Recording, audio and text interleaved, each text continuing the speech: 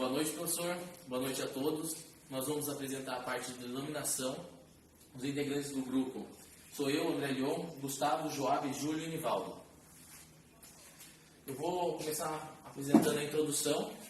A laminação é um processo de conformação mecânica que consiste em modificar a seção transversal de um metal na forma de barra, lingote, placa, fio ou tira, e etc. Pela passagem entre dois cilindros com geratriz retilínea, laminação de produtos planos, ou contendo canais entalhados de forma mais ou menos complexa, laminação de produtos não planos, sendo que a distância entre os dois cilindros deve ser menor que a espessura inicial da peça metálica. O processo, ele mostra, entra um fio, no caso, que nem a gente fez a parte do nosso projeto em cima da empresa PPE, que faz a parte de fios esmaltados de cobre. Então lá tem essa parte de laminação, que entra-se um fio mais grosso e sai o fio na medida ideal, que seria na medida que o cliente deseja. Ele passa por cilindros, onde ele é pressionado, e com isso faz com que sua dimensão seja compensada, seja adequada à medida solicitada pelo cliente. Classificação dos produtos laminados. A classificação dos produtos laminados é realizada em função das suas tarefas e dimensões de acordo com as normas técnicas tradicionalmente estabelecidas. Todos os fios ou que vai passar pelo laminador, ele segue normas. Então, ele além de ter a temperatura correta, o laminador correto, ele entrar com a grossura correta também, porque você não pode colocar qualquer medida lá que vai sair da medida desejada, ele tem que entrar com uma certa medida, ou ele tem que passar mais de uma vez no laminador ou em um outro processo de extração do material. Então, para chegar no desejado, na medida desejada. Isso já é pré-estabelecido dentro de normas, ou é feita uma norma específica caso o material não seja já feito, seja um material novo.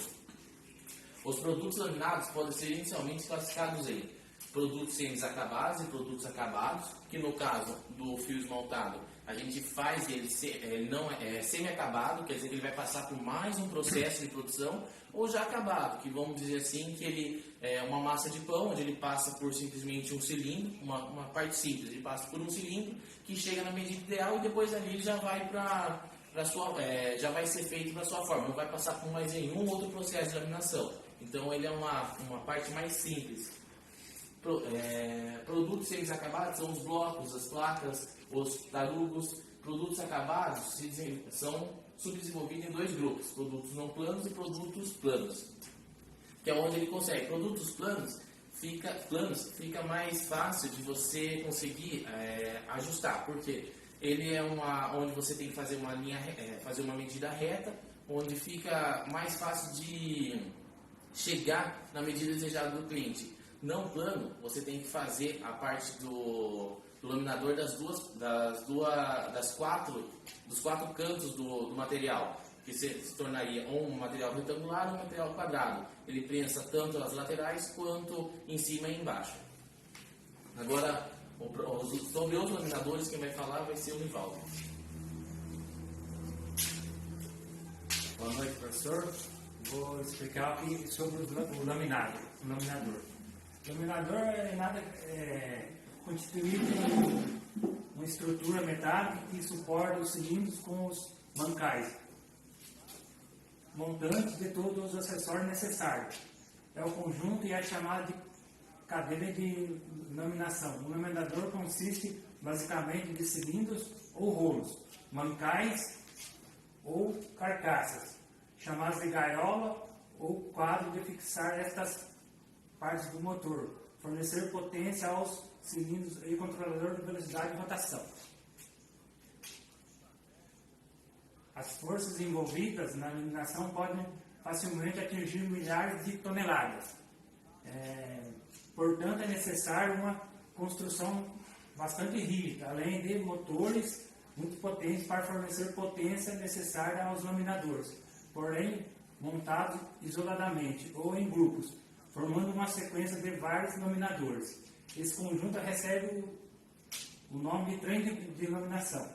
O trem de laminação, no caso, ele consiste em melhoria na laminação e aumento na produtividade do laminado. É um conjunto, trabalham equipamentos auxiliares, ou seja, os empurradores, as mesas transportadoras, as tesouras e as mesas de elevação, etc. Agora o Joara vai falar para ele. Boa noite, professor. Eu vou falar sobre o controle de qualidade e os produtos laminados. O material tem que chegar ao objetivo final, que é a dimensão adequada, sem prejudicar a superfície nem os cilindros. Isso nada mais é que, primeiramente, a máquina tem que partir de um redondo ideal, um redondo de partida que eles chamam. Então, se esse redondo tiver a medida errada, ele já não vai chegar na medida final, esse é um fato. E o outro também é matéria-prima. Se a matéria-prima não for adequada, pode ocasionar defeitos, até mesmo a quebra da máquina. Também tem a questão do lubrificante. Se esse lubrificante não for o ideal para esse tipo de processo, também pode ocasionar defeitos na superfície do fio e o superaquecimento dos laminadores. Passo o próximo, por favor. Agora eu vou falar sobre defeitos em produtos laminados. São inúmeros os possíveis efeitos ocasionados aos materiais laminados pelo processo de laminação. Aqui vamos citar alguns exemplos. Os vazios, as gotas frias, trincas, dobras e inclusões.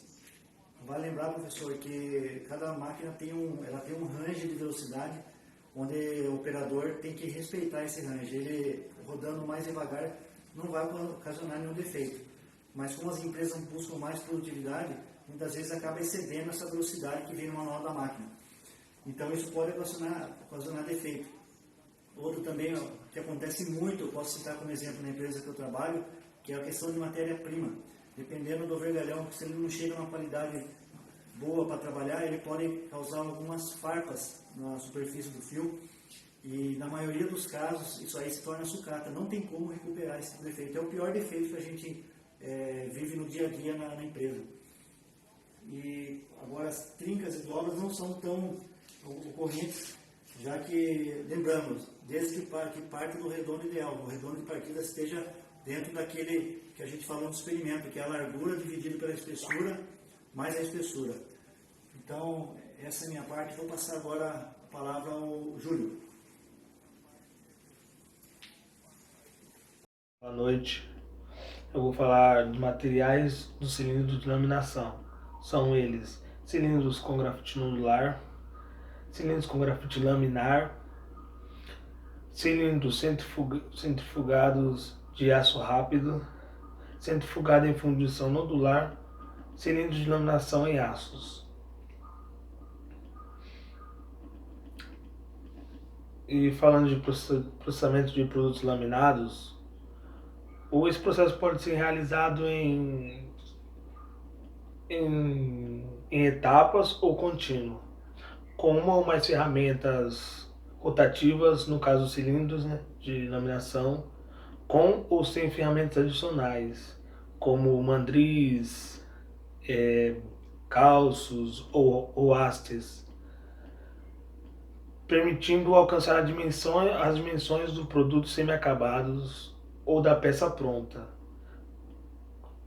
Caldeamento de chupes e poros provenientes do processo de ligotamento. Conformação da estrutura de solidificação do ligote e melhora das propriedades mecânicas. Vou passar agora para o Gustavo, que vai falar sobre a conclusão. Boa noite, eu vou falar um pouco sobre a conclusão que chegamos no trabalho de laminação.